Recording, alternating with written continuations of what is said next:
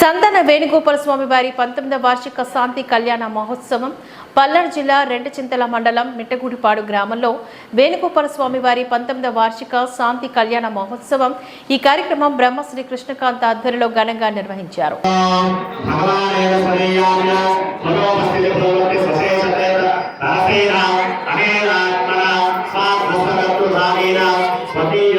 కళ్యాణ